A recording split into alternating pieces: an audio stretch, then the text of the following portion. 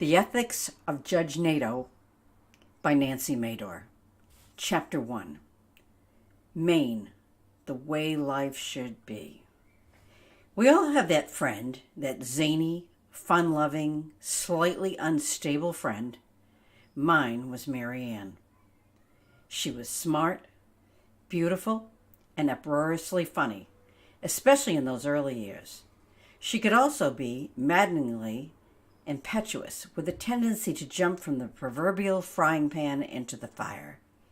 And she was always genuinely surprised when things didn't work out. But she had the most charming ability to find humor in even the worst circumstances, and that's what I liked about her most. Back when I first met Mary Ann, she seemed pretty happy with her life. Her husband had a great job that allowed her to do what she loved best, which was being a homemaker. She took the position seriously. She kept a picture-perfect home and was an attentive mother to her two preschool children. I used to joke that she and Martha Stewart were twins who had been separated at birth, though Martha has a few years on Mary Ann. I think the real trouble began when Mary Ann and her husband moved from Massachusetts to Maine. There's just something about Maine. Don't get me wrong, it's beautiful up there. But it has a sort of backwoods deliverance quality that can get under your skin during the long, frigid winters. It is, after all, the state that inspired Stephen King's The Shining. Mary Ann's house was so far out in the country of Wells that I never actually figured out where it was. I always had to refer to my directions to find it, and I swear the place looked different every time I was there. I was terrified of getting lost on one of those back roads, especially at night. But we had some really good times up there, too. Back then, we used to have a girls' night out every few weeks, about half of which would take place in Maine. Mary Ann was always a bigger drinker than me, but then again, so are most 12-year-olds. I get a splitting headache if I have more than 2 drinks in one sitting, and not the next morning either. But right then, while I'm still drinking, needless to say, I've learned to stop before it reaches that point. This makes me feel the ideal designated driver, a position I'm not particularly crazy about, but one that I've sort of inherited along with my intolerance for alcohol. Personally, I find sitting in a bar watching people drink one of the most boring occupations known to man, or in this case, woman. But it wasn't boring with Mary Ann. We always had as much fun leaving a bar as we had going in. I'll never forget this one night when we were walking out of an all-male gay bar in Wells after an evening of gaiety, for lack of a better word. No sooner had we stepped outside into the street when 2 cops appeared out of nowhere. They had that look they get when they're calculating the amount of intoxication they're going to charge you with. We were laughing hysterically at something, which probably didn't help matters. I greeted the policemen the same way I always do when I encounter them outside of bars, as if their being there is an unexpected but pleasurable surprise. After all, I had nothing to fear. I was as sober as a judge. "Have you been drinking?" Came the inevitable question. I tried to explain the whole 2 drinks designated driver thing, but the policemen didn't appear to be listening. In fact, they seemed to be looking right through me. Well, that's just plain rude, I thought, glancing around at Mary Ann. But Mary Ann had disappeared. In her place was a large green bush with 2 legs sticking out of the top of it. They were wearing her shoes. I stopped talking. I think we were all too stunned to react at first, but then one of the officers rushed over to help her. When she was finally standing upright again, Mary Ann looked around nonchalantly as if wondering what was all the commotion. I wasn't quite as sure of myself when I turned back to face the police officers after that. I have to hand it to them, though. They didn't even crack a smile. "Are you able to drive?" one of them asked me. "Absolutely," I replied with an eagerness that made me wince. They watched as we walked to Marianne's car and I got behind the wheel. The car was unfamiliar, but I wasn't about to waste time getting acquainted with it. I put the car in drive and hit the gas. Within seconds, I saw the red and blue lights flare up behind us. "Shit," I explained, forgetting for the moment that I would easily pass a breathalyzer. I pulled the car over to the side of the road, trembling with a mixture of outrage and fear. This was entrapment, if the crime dramas on television were to be believed. I rolled down the window. "You said I could drive," I reminded the approaching policeman. "You'll find it a lot easier if you turn on your lights," he replied dryly. I looked at the front of the car. Sure enough, the lights weren't on. I searched for the switch and turned them on. I wanted to explain that I was used to driving a car with automatic headlights, but an impertinent smile was tugging at the corners of my mouth, so I just murmured a quick thanks and then carefully made my way back onto the road. Neither of us spoke. We just stared at the road. Then slowly, almost simultaneously, we started to laugh. And once we started, we couldn't stop. We must have laughed for 5 minutes straight. We didn't even say anything. We just laughed. Maybe you had to be there. The next morning, Marianne told me she wanted a divorce from her husband, not me. He had left for work already, and she was whipping me up one of her Martha Stewart specials for breakfast. I was taken aback. I didn't even know they were having problems. In fact, Marianne hardly mentioned her husband at all. In retrospect, I guess that wasn't a very good sign. Although I've always thought women spend way too much time talking about men. Looking back, I really didn't know a lot about Marianne back then. We only got together every few weeks, so we tended to keep it light.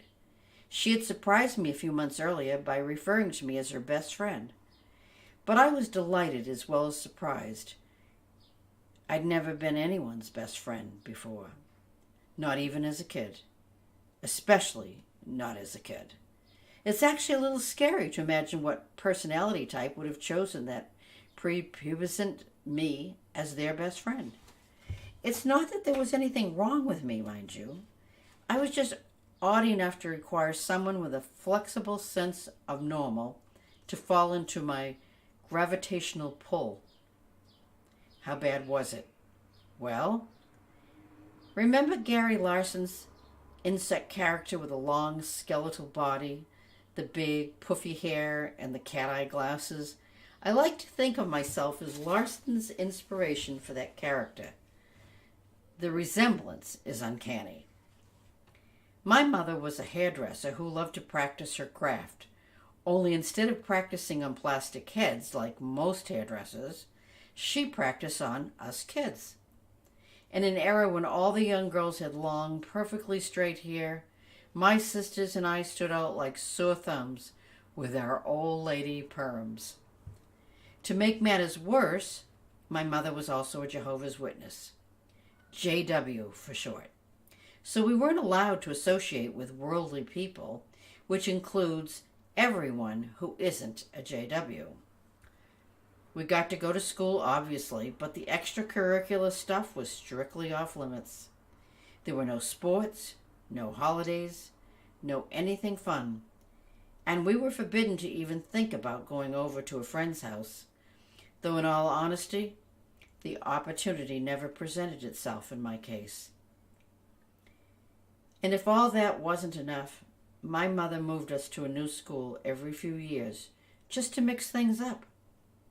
Suffice it to say that my chances of being popular were slim to none. Okay, they were none.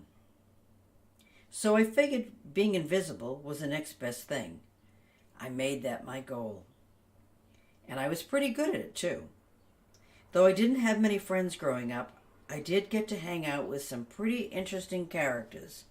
In fact, the kids I went to school with paled in comparison. Take, for example, my pals Shadrach, Meshach, and Abednego. While you and your friends were stressing over how to beat the tetherball champ, these guys were gearing up to martyr themselves for their... Wait a minute, come to think of it, those guys might not have been the best comparisons for an impressionable young girl. Okay, but I also spent a lot of time with this guy called Abraham, who was actually willing to kill his only... Hold on, that's not a very good example either. Well, there are always the fallen angels who had sex with the women of earth to produce an army of hybrid giants. Now those guys were cool.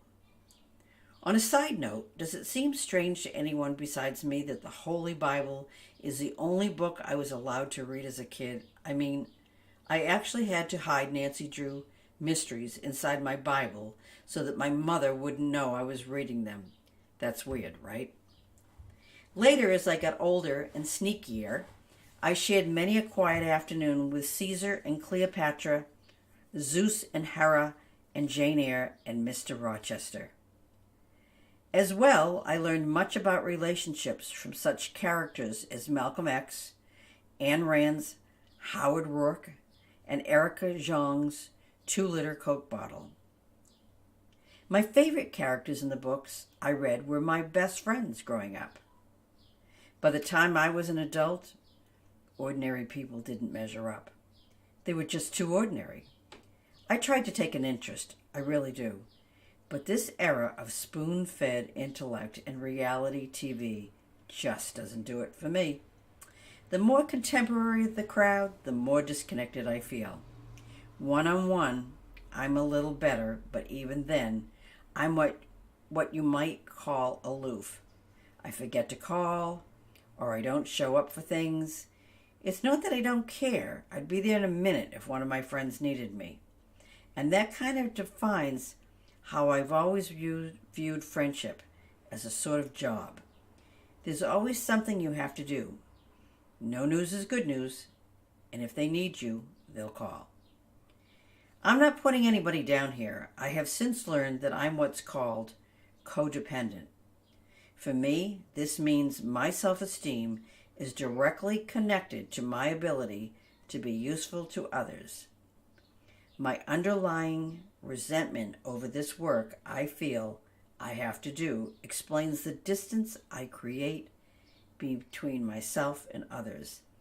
And it's why my closest friends have always been those people who are willing to pursue me. Flattered by their pursuit, I found myself more willing to be made use of. Of course, I didn't know any of this back in 2003. It would be almost a decade before I would discover these truths. With the help of a caring therapist who spent 4 long years working tirelessly with me. Anyway, that's how I stood when I met Mary Ann. But she was different from most people. In a sea of shimmering silver minnows, she was a goldfish. In fact, she was more like one of the characters in my books than an ordinary person.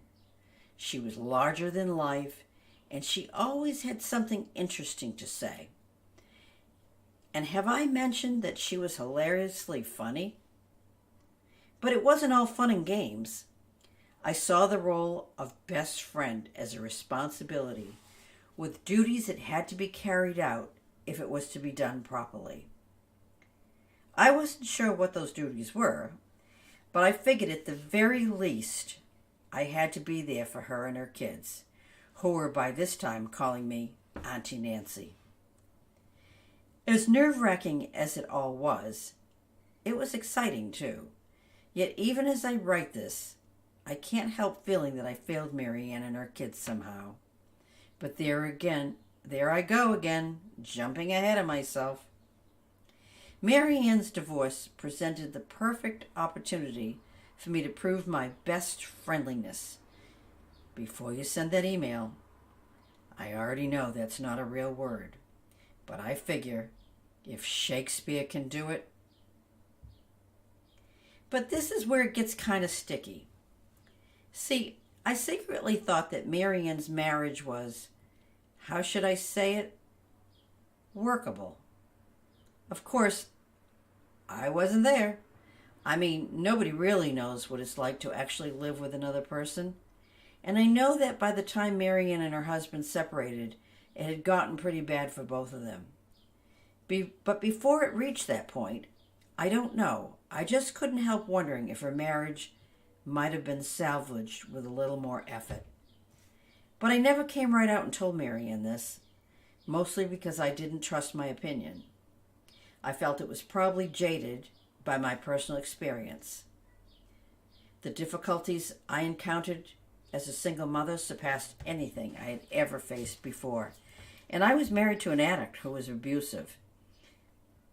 Even so, after leaving him, I often thought that was nothing compared to this. Of course, when I say I was a single mother, I mean that literally. There was no marital settlement, no child support, no insurance, no help of any kind, not even some occasional babysitting from my ex or his family. Nor was there any support from my side of the family.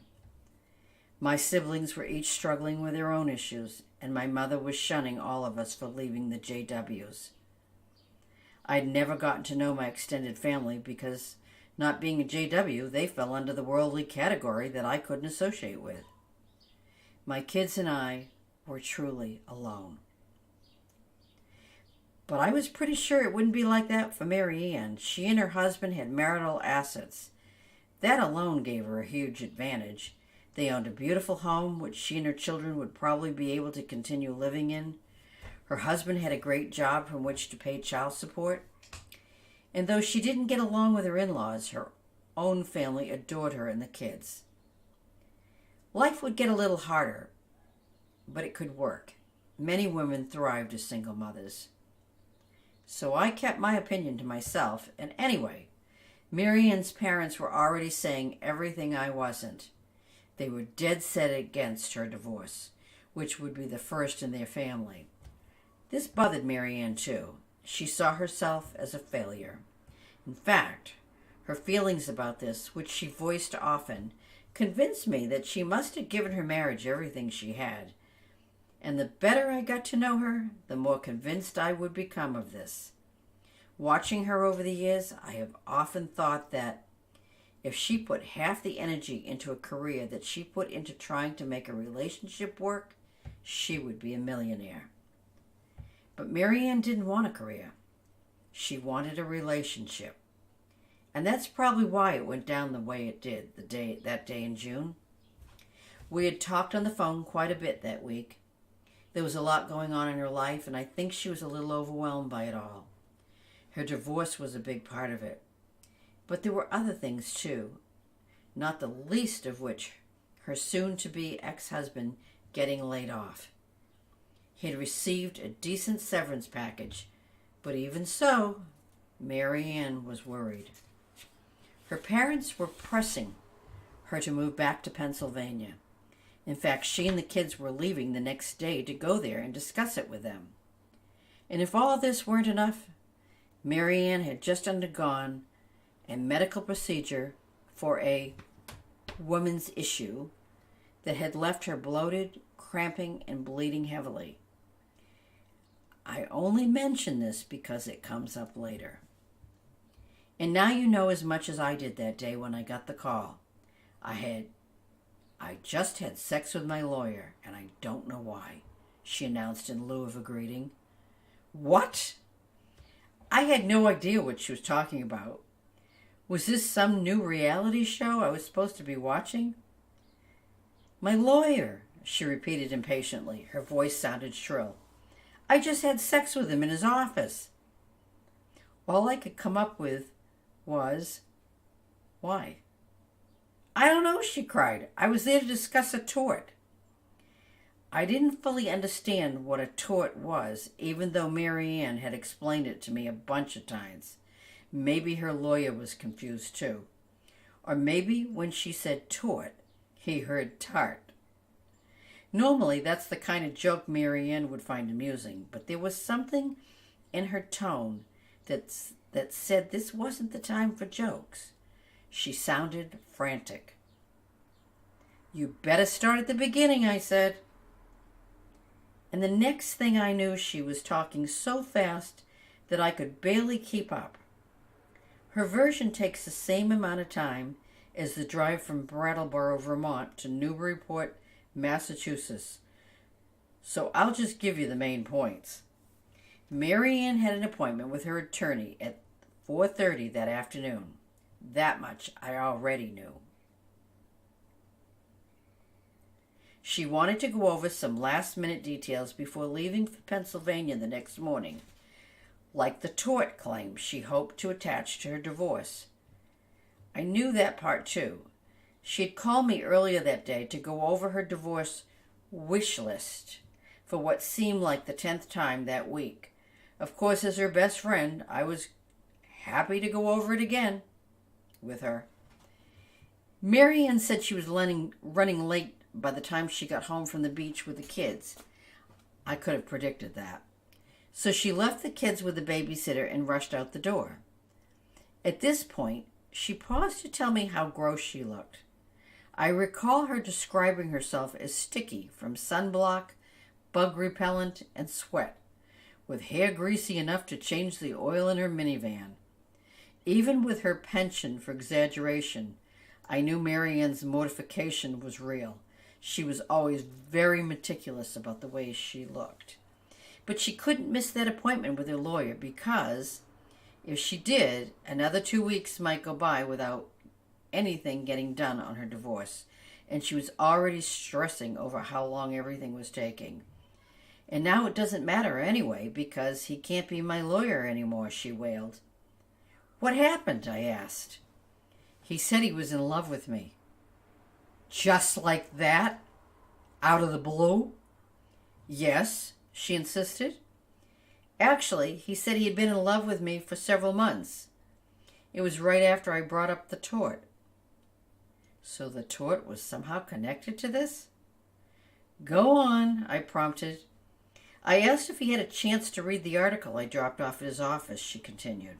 "Remember the one I was telling you about?" "Yes," I replied, vaguely recalling some mention of an article in Women's Health.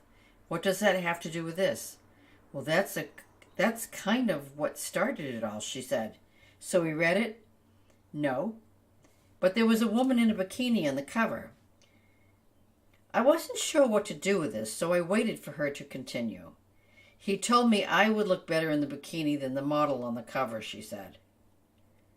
I was glad that we were talking on the phone so she couldn't see the expression on my face. It's the same look I get when I see raw oysters. She said he tried to brush off the remark with something like, "I shouldn't have said that, even though it's true." The strangest thing about the conversation was Mary Ann's tone. Her initial mortification seemed to be metamorphosing into something that sounded a lot like persuasion. It was as if she was trying to convince me of something, or maybe it was herself she was trying to convince. Throughout it all, she kept cracking jokes about how terrible she looked, as if this were evidence that her attorney must really care about her. She kept saying that he had seen her at her worst. She was flattered, which I suppose is natural for a woman in her situation. One of the biggest issues she had with her husband was that he didn't seem to be attracted to her anymore. I was starting to feel a little sick. What happened next? "I didn't know what to say when he told me he was in love with me," she said. "I mean, will I be filing that tort claim or not?" I laughed at her little joke, but only because I knew she wanted me to. And the next thing I knew, he was telling me he couldn't be my lawyer anymore, she said. And then she made this sound that was either a gasp or sob. I couldn't tell which. "What am I going to do?" she cried. "I'm supposed to be leaving for Pennsylvania in the morning." I didn't know what to say. I didn't say anything. He said he was afraid that if he didn't tell me how he felt today, he might not ever get the chance, she continued. "But you're only going away for 2 weeks," I reminded her. I guess he thought I might not come back, she said. He knows that my parents are pressuring me to move there. Yes, he knows everything about you, I couldn't help thinking. That's the problem. And also, she continued hesitantly, he's going through something similar himself. I groaned. And while it's true that I can't remember every detail about that conversation, I know for a fact that I groaned because I always groan when an insecure woman is about to explain how some guy who's madly in love with her is about to get a divorce. As it stood, he was married with 3 kids. At this point, Mary Ann actually started to tell me what a great father he was. How on earth could you possibly know that? I asked. From things he's told me, she said. He's always talking about how close he is to his kids. Sounds like he's been planning this for a while, I couldn't help observing. Do you think so?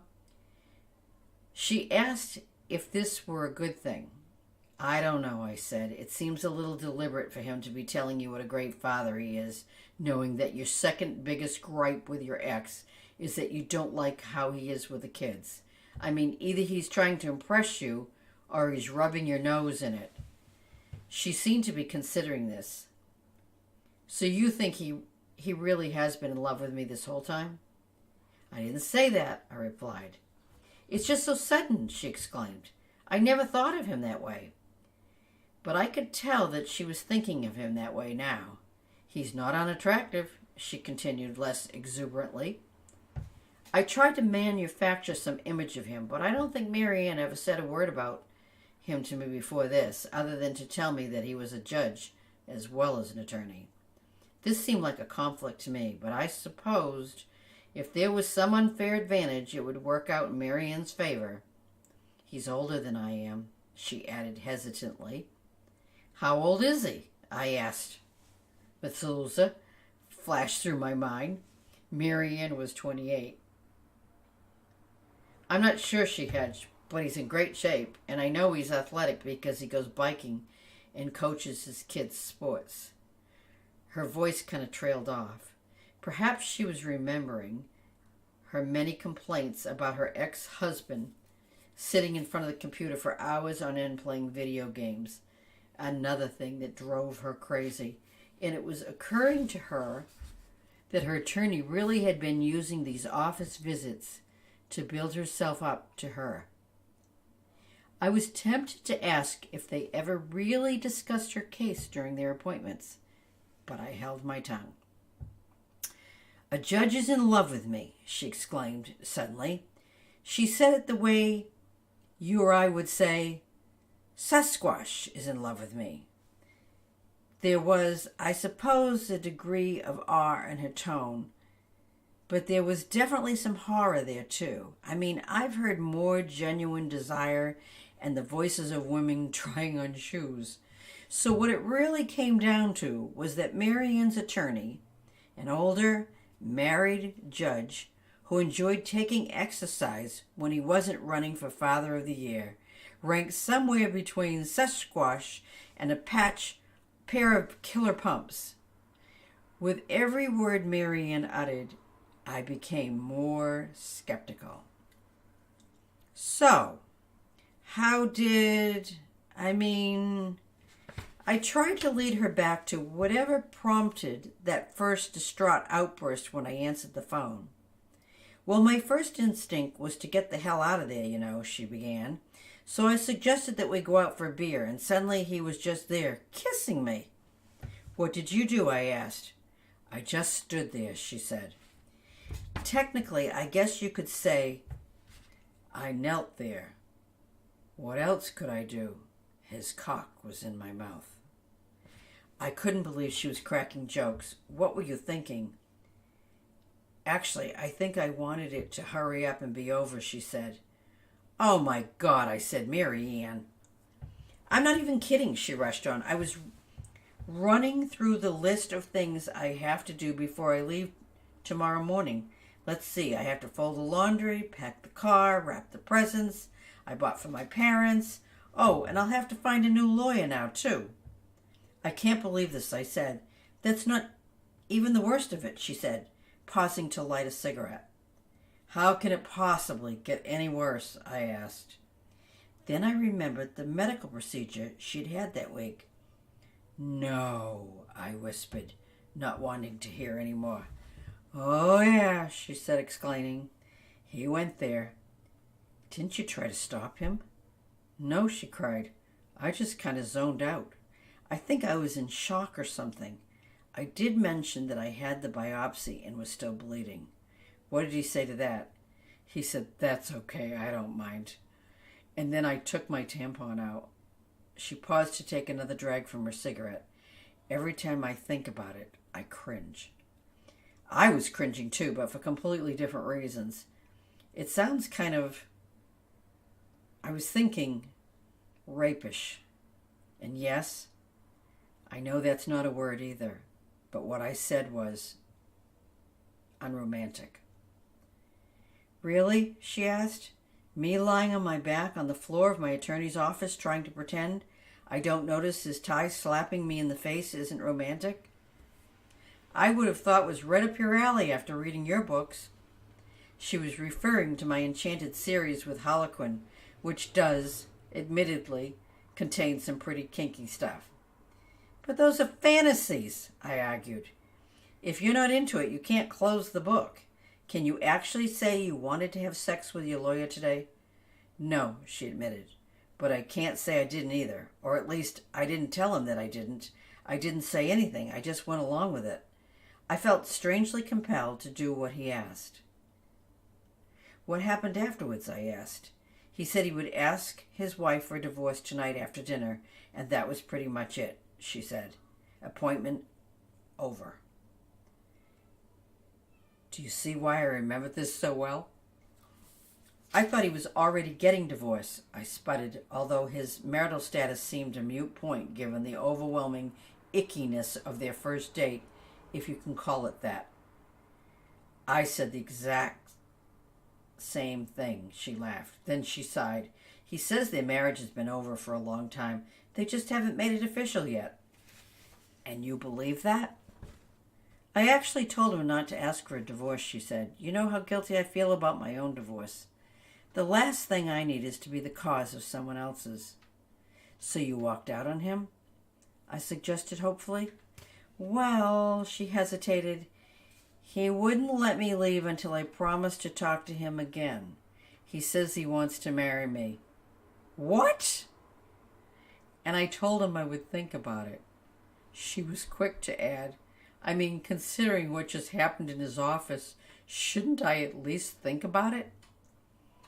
Absolutely not, I thought, but I said, what about your case? He's going to give it to one of his partners, she said. But he'll still handle it from behind the scenes. And the next thing I knew, she was joking about the ugly organza gown she was going to force me to wear as her maid of honor. By the time Marianne reached the Welcome to Pennsylvania sign that following afternoon, she was in love.